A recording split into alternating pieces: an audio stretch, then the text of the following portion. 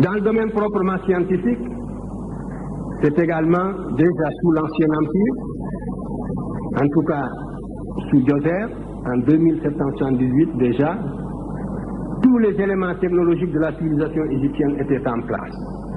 Qu'il s'agisse de la médecine, qu'il s'agisse de la mathématique, la géométrie, comme l'algèbre ou la trigonométrie, qu'il s'agisse de la mécanique ou de l'architecture, tous les éléments technologiques de la civilisation égyptienne étaient déjà en place sous la troisième dynastie. Je vous montrerai tout à l'heure le pharaon de cette époque, qui a justement un type africain affirmé, et c'est sous ce pharaon que vivait le grand savant polyvalent que les Grecs avaient divinisé et qui s'appelle Imhotep. Et on pense que Imhotep était à l'origine de la plupart des inventions du temps de Djoser. C'est de cette époque également que date la pierre de taille, l'architecture en pierre de taille. Concernant les mathématiques égyptiennes, il faut dire que la géométrie égyptienne était une géométrie rigoureuse, aussi par opposition à la géométrie mésopotamienne. Nous avons un papyrus qui est très connu, le papyrus Ring, qui le scribe a recopié des textes plus anciens remontant justement à l'Ancien Empire, comme il l'a dit lui-même.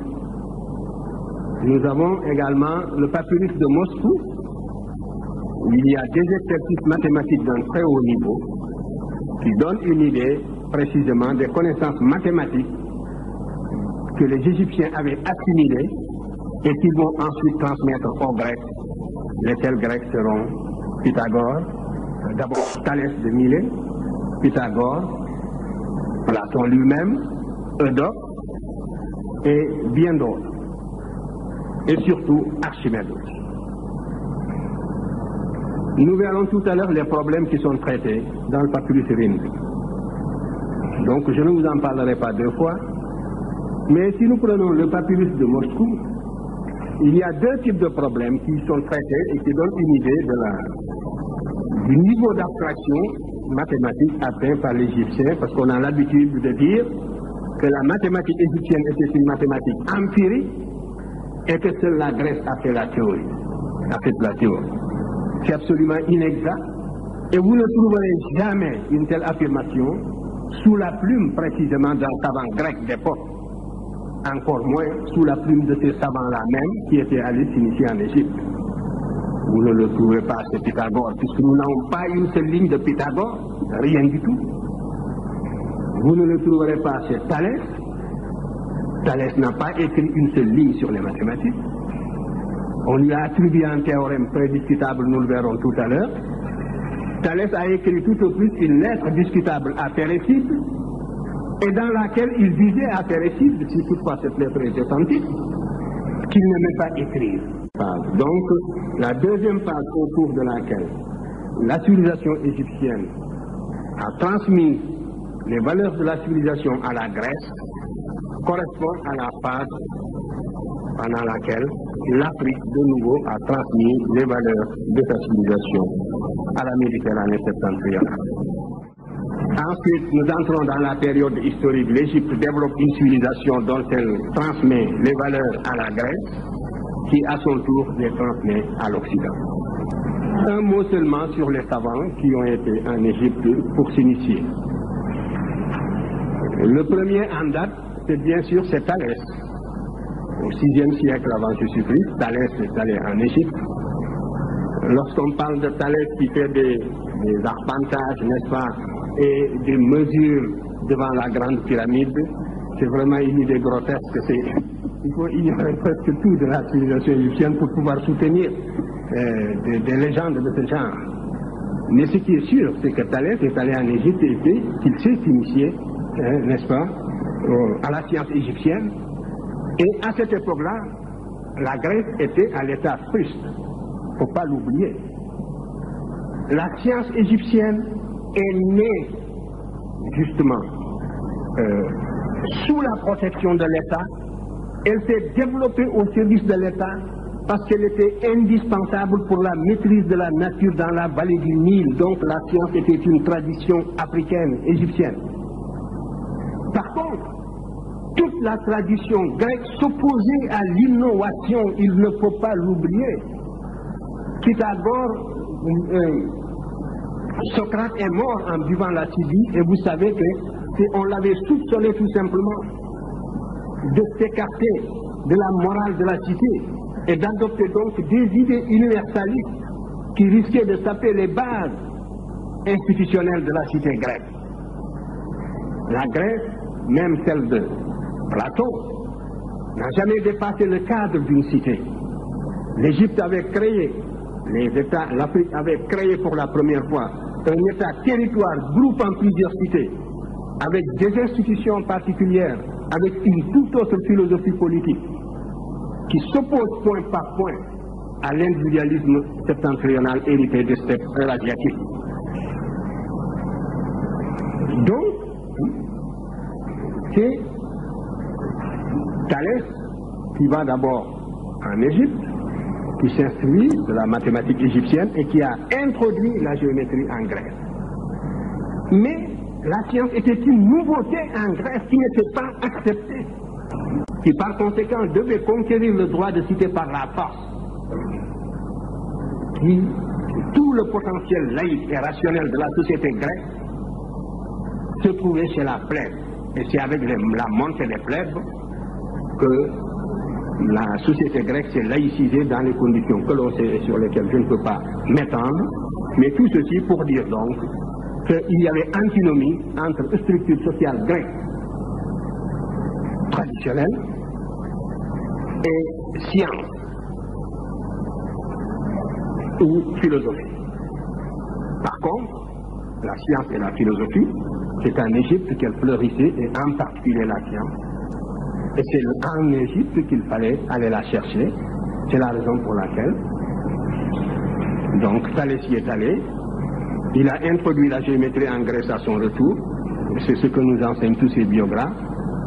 Et quand Pythagore est allé s'instruire auprès de Thalès, Thalès lui a enseigné tout ce qu'il avait appris en Égypte et lui a conseillé d'aller à son tour en Égypte.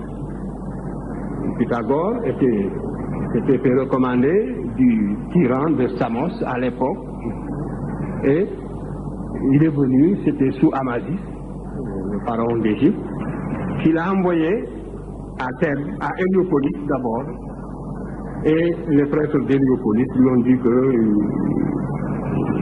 ne sont pas versés dans les sciences, il faut aller à Memphis. Il va à Memphis, les prêtres de Memphis le renvoient à Thèbes. Vous voyez, l'Égyptien n'était pas chaud pour divulguer la science. Il y avait plusieurs niveaux d'initiation. Et malheureusement, vous voyez, une civilisation qui se perd, n'est-ce pas, recèle, si vous voulez, les éléments fossoyeurs même, ses propres éléments fossoyeurs, mais on ne s'en rend pas compte. Et cet esprit initiatique a perdu l'Égypte parce que l'Égypte était une civilisation élitiste. Alors Pythagore va à Thèbes pour se faire initier, et là-bas aussi, on ne le reçoit pas, on le renvoie. On lui fait faire des travaux rébarbatifs qui ne servent à rien, de creuser des trous, voilà. Et puis après, on lui dit de l'emblayer. Et il s'est prêté de bonne grâce à toutes ces brimades. Et finalement, les prêtres égyptiens l'ont pris en sympathie et ont décidé de l'initier. Voilà donc comment Pythagore a fini par vaincre la résistance égyptienne. Et ils l'ont rasé. Donc il y a tout un rituel auquel il s'est soumis. Et il a été initié. Et il est resté pendant 20 ans, 22 ans en Égypte. On ne reste pas dans un pays pendant 22 ans pour apprendre des recettes. Donc, le théorème dit de Pythagore, l'Égyptien le connaissait, c'est un des problèmes, c'est le problème numéro 6 du papyrus de Moscou. Je n'ai pas le temps de m'étendre sur tout cela. Dans la duplication du carré, il fallait absolument aboutir également au théorème, justement, de Pythagore. Et les Égyptiens ont défini une longueur qui permet de construire un carré double et qui est égal à A racine de 2, le nombre irrationnel par excellence. Par conséquent, le double, la définition d'une longueur qui s'appelle le double Riemann et qui consiste précisément à réaliser la duplication du carré, cette seule définition d'une longueur dans la géométrie égyptienne, impliquant la connaissance à la fois du côté et multiplié par racine de 2 pour avoir précisément la diagonale qui donne le côté du carré double, montre, à n'en pas douter, que l'Égyptien connaissait ce théorème et qu'il le démontrait sans chiffres, effectivement, et tant d'autres choses. Et par voie de conséquence aussi, les nombres irrationnels que l'on a attribués à Pythagore. Ainsi donc, c'est comme ça que Pythagore est resté si longtemps en Égypte pour s'instruire. Et les Égyptiens ont souvent dit, que souvent Diodore l'a relaté, que les Grecs, une fois rentrés chez eux, s'attribuent toutes les sciences qu'ils ont apprises en Égypte. Ce n'était pas un secret. Mais parmi tous les Grecs qu'ils ont initiés, c'est Pythagore qu'ils aimaient le plus parce que c'est Pythagore qui avait gardé dans son enseignement l'aspect symbolique de l'enseignement égyptien. Les Égyptiens étaient extrêmement symboliques dans la transmission de leur science et Pythagore avait gardé cet aspect. Nous avons retrouvé les signes pré-algébriques qu'utilisait Pythagore, et en tout cas les pythagoriciens, que Pythagore n'a pas écrit, ses écrits n'ont pas survécu. Mais les pythagoriciens de Croton, n'est-ce pas, on a retrouvé les signes pré-algébriques qu'ils utilisaient et qui sont des signes hiéroglyphiques égyptiens qui montrent à n'en pas douter également, n'est-ce pas, l'influence de l'Égypte sur la science grecque. Alors, tout cela, de la même façon, montre que la Grèce est allée s'initier en Égypte. Et mieux, même les savants qui n'avaient pas fait le voyage, souvent l'inventaient. C'est dire aussi que les Grecs ne se mettaient pas sur le même plan que l'Égypte. Et même vaincue, l'Égypte restait l'institutrice de toutes les vieilles jeunes civilisations montantes de la Méditerranée septentrionale. Et les Latins, qui avaient moins de contact avec les Égyptiens, n'ont rien apporté aux sciences exactes. Voilà aussi une contre-preuve. Les Latins étaient de grands bâtisseurs, une certaine architecture qui ne faisait que reprendre les formules, la section d'or que l'Égypte avait déjà connue depuis 2778 et tant d'autres. Mais, aux sciences exactes, les Latins n'ont rien apporté. À la morale et un peu à la philosophie avec Lucrèce. C'est vrai. Mais, là aussi, nous retrouvons les éléments même de la philosophie héliopolitaine, mais sûrement repensés, assimilés, n'est-ce pas, et rendus dans l'esprit grec. Ça, c'est un véritable apport grec, c'est en fait que le matérialisme de l'Antiquité, de Leucippe, n'est-ce pas, à Démocrite, n'est-ce pas, et jusqu'à Lucrèce, c'est en fait. Mais si vous prenez les sciences exactes, les Latins n'ont pratiquement rien apporté. On a plus le temps de commenter. Alors cette balance quand même, qui montre, si vous observez, s'il y a des mécaniciens dans cette salle, des mathématiciens, spécialistes en mécanique, vous devez voir que rien que cette balance, cette image, suppose la connaissance de toute la théorie d'Archimède sur les leviers. Vous voyez, c'est une balance, donc c'est un levier à bras égaux. Et ici, vous avez des curseurs gradués. Et vous voyez, le peseur, il a un fil à plomb, donc il vérifie la verticalité. Et il est en train de simuler la pesée en déplaçant ces curseurs qui ont des poids variés.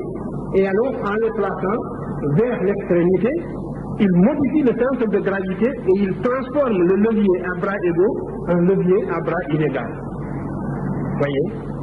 Donc, à bras inégaux, et par conséquent, il transforme le levier en bascule. Ceci suppose tout ce que nous pouvons imaginer, ceci suppose la maîtrise de toute la théorie du levier, que l'on a voulu également aussi attribuer, n'est-ce pas, à Archimède, et nous sommes à 1400, c'est-à-dire 1100 ans avant la naissance d'Archimède. Passez encore au suivant. Ici, vous avez le fameux levier à bras inégaux qui était appliqué même dans la technologie égyptienne pour puiser de l'eau. Archimède disait que s'il avait ce point d'appui, il soulèverait la terre. Il voulait parler de l'utilisation du levier à bras inégaux. Plus celui-ci est long, plus celui-ci est court, vous pouvez lever les charges les plus étonnantes. C'est tout, et vous le voyez appliqué ici. Alors, justement, l'autre, c'est même une charge qui bascule tout seul. Passez au suivant. Alors ici, vous avez donc les problèmes du papyrus ring, cette figure n'est pas tracée par un moderne, c'est la figure du scribe d'il y a 4000 ans. Et il donne un triangle dont la hauteur est 13 et la base 4, et il demande de calculer la surface, et il trouve le résultat. Ça, c'est aussi de la géométrie élémentaire. Ici, il donne un tronc de cône. Vous voyez ici le tronc de cône, c'est un pilier, précisément. Et on donne également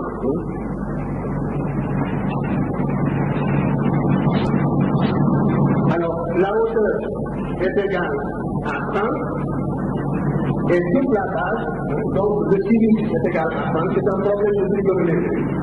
Et le cosinus est égal à 15. C'est le double du cosinus que les Égyptiens donnaient. Après, ils divisaient par 2 pour retrouver les conditions du cercle trigonométrique, sauf que le rayon n'était pas égal à l'unité. Et donc, ça revenait à dire, quand j'avance le temps de palme, de combien je me lève. Et donc, il demandait à calculer la pente, c'est-à-dire la tangente, et il donne exactement la formule de la tangente, la cotangente. Quand on te donne le sinus et la tangente, on te donne toujours 2 lignes trigonométriques pour te demander de trouver la troisième. Voici ce problème, cette figure, elle est du scribe, elle n'est pas des modernes. Et vous voyez le fond de compte qui est donné ici. Ça, c'est au suivant. Donc, lorsqu'on nous dit que les Égyptiens, ça c'est justement le papyrus en hiérarchie, le papyrus de Moscou, c'est le problème numéro 14, celui qui traite précisément du volume d'un tronc de pyramide. On donne la base, le côté du carré du sommet, la hauteur, et on demande de trouver le volume. Et c'est là que le scribe a trouvé la fameuse formule dont je vous ai parlé tout à l'heure. A sur 3 est égal à A2 plus B2 plus le produit de A par B. Eh bien, c'est impossible d'accéder à une formule analytique de ce genre par des voies empiriques. Ça, c'est encore un second problème. Ça, c'est justement le problème en hiérarchique qui est transcrit en hiéroglyphe. Donc, c'est toujours comme ça qu'on fait. Et qui traite du problème donc de la volume d'une demi-sphère. Ceci est une demi-sphère et on demande aussi sa surface. Et le scribe trouve exactement la valeur requise en fonction des données qui montre donc, comme je vous le disais,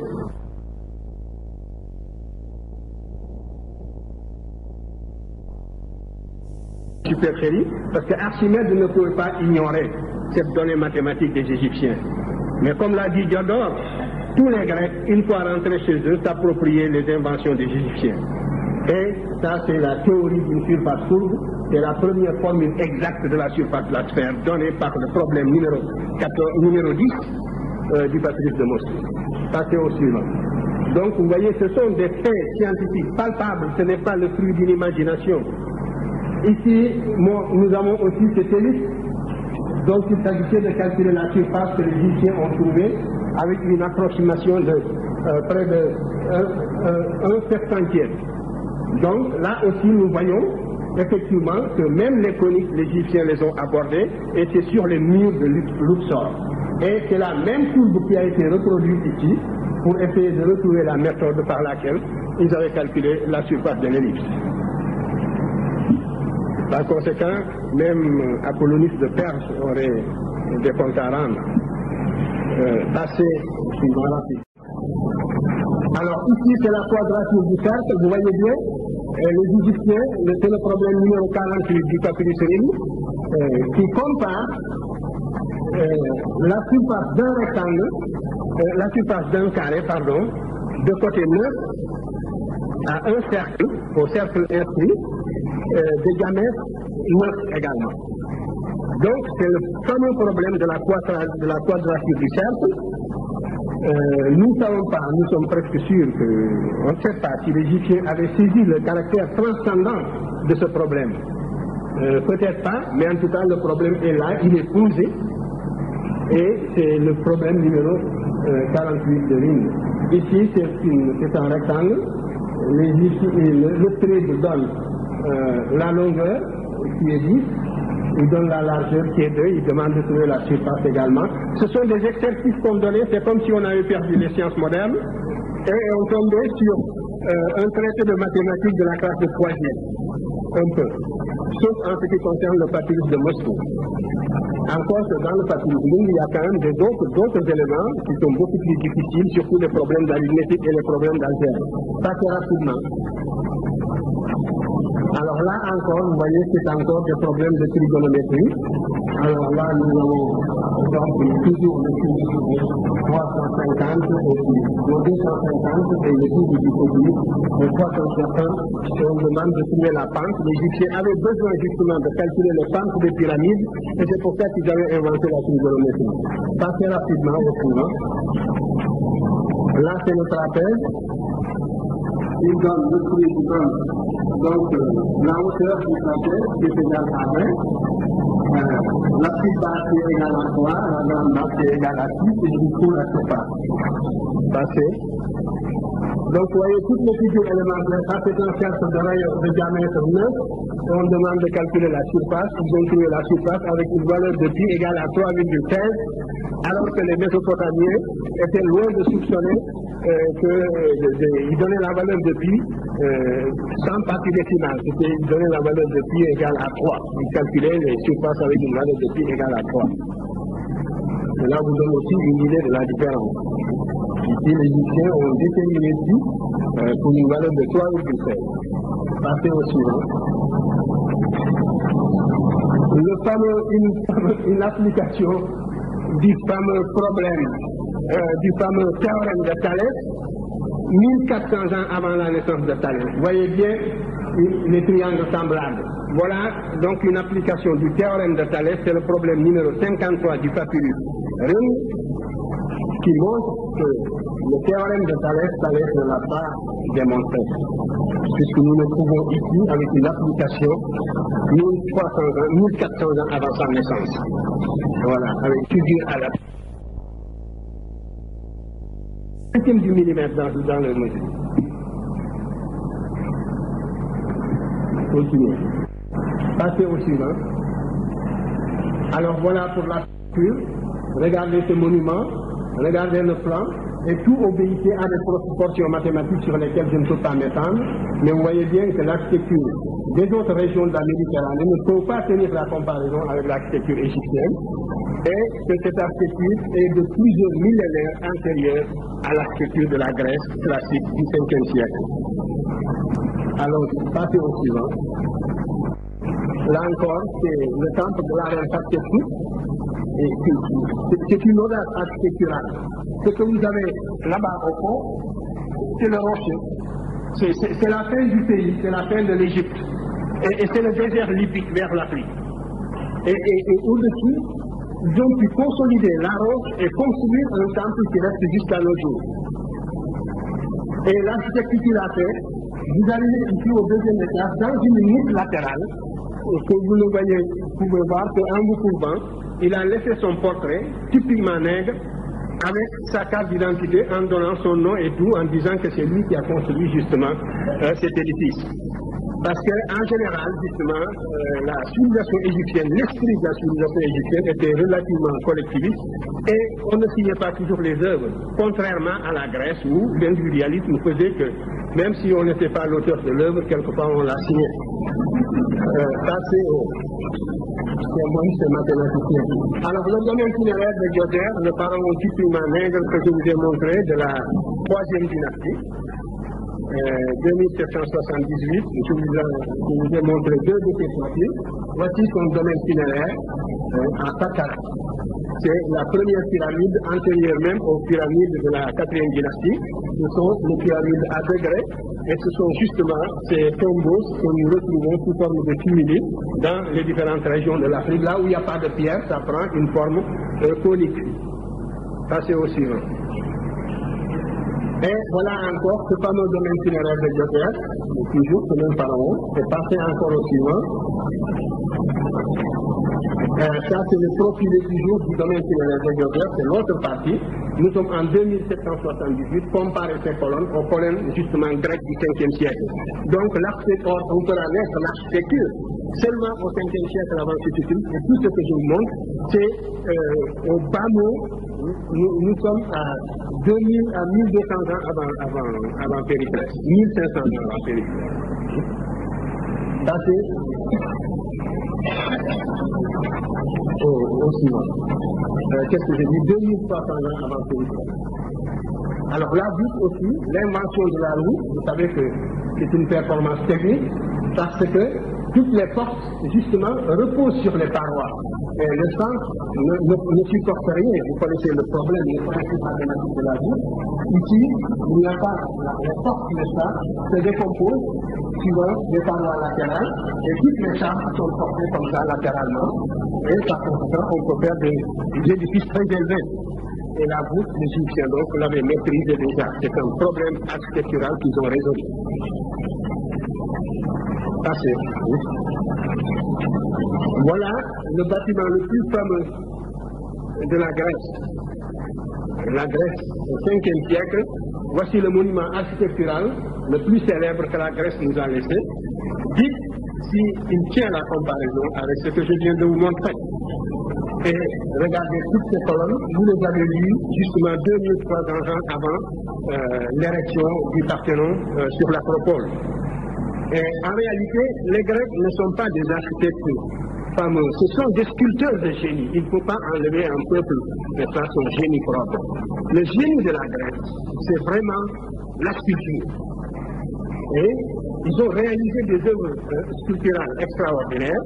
Et ce sont les défilés des Panathénées, les frises des Panathénées autour du bâtiment qui rehaussent sa sobriété, précisément. Et même ce qu'on pourrait appeler presque sa pauvreté. Mais ce bâtiment ne soutient pas la comparaison avec l'ensemble de l'architecture égyptienne. Si vous allez à Karnak, le temple, la cathédrale de Notre-Dame entrerait rien que dans la salle hypostyle du temple de Karnak. Vous direz que les proportions ne signifient, les dimensions ne signifient rien, mais c'est des dimensions associées à des proportions. Continuez, passez rapidement. Alors voilà le fameux domaine funéraire de Joseph, avec justement le temple, la façade du temple nubien dont je vous ai parlé 3 générations avant Ménès, et qui explique l'émergence de l'architecture en pierre de taille sous la 3e dynastie précisément. Et jusque-là, ça restait une énigme. On se demandait comment, brusquement, l'Égypte s'était mise à construire en pierre de taille. C'est parce qu'on avait perdu de vue, on ne savait pas encore s'il y avait ce passé architectural derrière l'Égypte. Assez rapidement. C'est presque fini.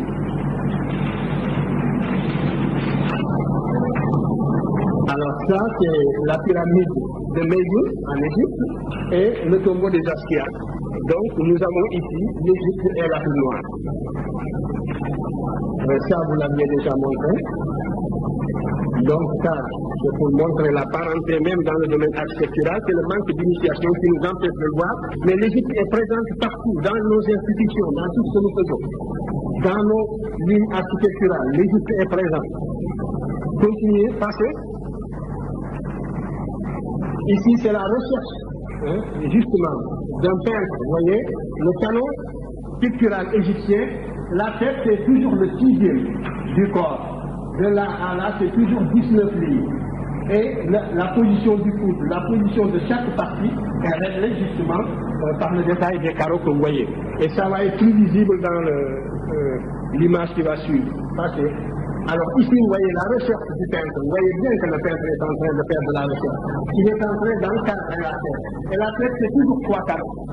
Et l'ensemble du corps, c'est 19. Et vous avez donc la tête, c'est pratiquement le 6e de l'ensemble du corps. Et c'est ça qu'on nous a présenté comme le canon grec classique. Et vous voyez donc que ce canon, c'est encore l'Égypte qui l'a passé à la Grèce. C'est toujours comme ça. Vous voyez donc, voilà, ces peintures sont antérieures de plus de 2000 ans. On les retrouve justement sous la 18e dynastie en 1580, avant que ce soit dans la vallée des rois. À cette époque, la Grèce était, à l'époque, même pas encore à l'époque mycénienne, c'était une époque crétoise. La civilisation grecque était dans les reins, on ne peut pas parler de canon grec. Donc, vous le voyez donc, ici, l'art égyptien obéit par conséquent à des règles rigoureuses qui s'identifient à ce qu'on va appeler par la suite la section d'or, c'est-à-dire donc la divine proportion que les artistes de la Renaissance comme Léonard de Vinci, n'est-ce pas, et autres, vont redécouvrir et vont utiliser, aussi bien dans la peinture que dans la sculpture, aussi bien dans la construction de cathédrales, aussi ça a survécu, cette question d'or, mais qui était déjà connue et appliquée par les Égyptiens. Passez au suivant. Alors ici, vous avez le canon égyptien que vous retrouvez dans l'art crétois, c'est-à-dire le buste de face, l'œil de face et la tête de profil. C'est le canon pictural égyptien ici. Vous le retrouvez dans l'art crétois. Passez au suivant. Vous le retrouvez aussi dans l'art atlante. Vous savez que ça, c'est un pêcheur de la civilisation qu'on a appelée l'Atlantide et qui est récité à l'histoire depuis qu'on a daté l'explosion des îles Tamborin. Donc, vous avez l'œil de face, la tête de profil et le buste de face. C'est encore le canon égyptien. Passez au suivant. Je passe rapidement. Alors, ça, c'est le horizon de l'écriture. Hiéroglyphe égyptien, hiéroglyphe crétois, le linéaire A qui est crétois, le linéaire B qui est crétois, le phénicien du XIIIe siècle avant Jésus-Christ et le phénicien du IXe siècle avant Jésus-Christ, et c'est la forme suivante de l'alphabet phénicien qui est passé en Grèce. Donc, quand vous dites que l'écriture, vous voyez, est inventée par les autres, vous voyez tout au parti ici, et vous pouvez suivre l'évolution jusque-là. Vous avez encore, et ce même alphabet du phénicien, vous le retrouvez encore sur les rochers du Sinaï, et on sait que c'est un alphabet que l'Égyptien connaissait également. Par conséquent, vous ne pouvez pas mesurer tout ce qui appartient à l'Afrique, ou tout ce qui est parti de l'Afrique, et à peine transformer, remodeler, et qui nous a été de nouveau resservi. C'est la raison pour laquelle aussi l'Afrique n'a pas à s'interdire une pensée quelconque. L'Afrique peut puiser les éléments de sa civilisation partout, si besoin s'en faisait sentir, parce que tout était parti de l'Afrique. Maintenant, les structures sociales, c'est les plus intéressantes, et les structures politiques, et les causes de l'émergence de la civilisation égyptienne. J'en ai traité bien ailleurs, mais puisque vous me posez la question, je vous en dis deux mots. Précisément, l'émergence de la civilisation égyptienne est liée, je ne veux pas employer ces grands mots-là, mais est dialectiquement liée, mais à la structure de la vallée du Nil. Vous voyez, elle est liée à la structure de la vallée du Nil, à la spécificité de la vallée du Nil. Qu'est-ce que c'est que la vallée du Nil? Quand vous irez en Égypte, vous verrez que l'Égypte, c'est un couloir de 1000 km et de 6 km de large. 3 de chaque berge de chaque côté du fleuve, et même pas souvent 3. Souvent, l'Égypte, c'est 500 mètres. L'Égypte, c'est le fleuve, et puis 50 mètres, et puis le désert libyque. Le désert libyque, c'est-à-dire l'Afrique et le Sahara, et de l'autre côté, le désert arabique. Les endroits les plus larges, vous avez 3 km ici et là, c'est ça l'Égypte sur 1000 km. Alors, ça veut dire que quand, pendant la période des crues, les deux Nils, donc, arrachent des montagnes de l'Éthiopie, n'est-ce pas, tous les débris végétaux, et apportent le limon, la vallée est encaissée, et le lit monte, le fleuve monte réellement, et toutes les traces sont effacées. Et quand vous avez deux champs comme ça, un champ rectangulaire et puis un autre champ, eh bien, toutes les bornes disparaissent. Il n'est plus matériellement possible de savoir où commencer son champ, où s'arrêter le champ. Il y avait là donc un phénomène qui est la crue, n'est-ce pas, du Nil, la crue annuelle du Nil, qui dépassait les moyens d'un individu, qui obligeait donc chaque individu à sortir de son égoïsme, et par conséquent qui a forcé très tôt les clans qui se sont engagés dans cette voie, et les tribus à sortir de leur égoïsme clanique et tribal pour fusionner, accepter une autorité supranationale pour la coordination du travail à grande échelle. Donc, les fameux travaux, grands travaux, n'est-ce pas, historiques, qui sont à l'origine de la civilisation égyptienne, ces fameux États à MPA, à mode de production, pourquoi asiatique, puisque c'est africain, donc à mode de production, donc africain. C'est ainsi que c'est né. Et ça ne s'arrête pas là, c'est qu'il fallait absolument un instrument de mesure, un instrument de contrôle, de vérification, qui permet chaque année de retrouver indubitablement les bornes de chaque propriété. Et c'est ainsi que l'Égypte, vitalement, l'invention de la géométrie était une nécessité vitale en Égypte pour départager les cohabitants. Et c'est pour ça qu'ils ont commencé par l'arpentage et qu'ils ont tout de suite versé dans la mesure de toutes les figures de la géométrie élémentaire avec le calcul de surface pour la répartition des sols. Voilà, la géométrie sont nées comme une nécessité de la spécificité au stade du berceau, de la spécificité et de sa précarité surtout. Donc, à la fois l'État égyptien est né comme la crue. Vous savez bien que la civilisation se développe en levant en quelque sorte des défis. À ce point de vue, on peut accepter l'idée de Toynbee quand il parle de défis, bien que tous ces gens expliquent l'Afrique de l'histoire. Vous savez bien que tous les grands penseurs ont expliqué l'Afrique de l'histoire. Donc, ce grand dieu de la sociologie, eh bien, a expliqué purement l'Afrique noire de l'histoire. Historique, et ainsi de suite. Alors donc, souvent, les dieux de la pensée africaine ont fait un très grand tort, n'est-ce pas? En tout cas, quant au début, quant aux prémices de leur philosophie, à cette société africaine même. Alors donc, voilà, mais il s'agit d'un défi. Et ce défi de la nature, quand l'homme peut le relever, eh bien, il peut créer la civilisation. Et alors, ce défi était en rapport avec les possibilités de l'homme. Si les défis dépassent les possibilités de l'homme, l'homme se déplace, il va ailleurs, mais il ne crée pas la civilisation. Et dans la vallée du Nil, donc, le défi a été relevé de cette manière en créant un État supraclanique, supratribal, avec une autorité qui tout de suite prit la figure d'une autorité divine, précisément.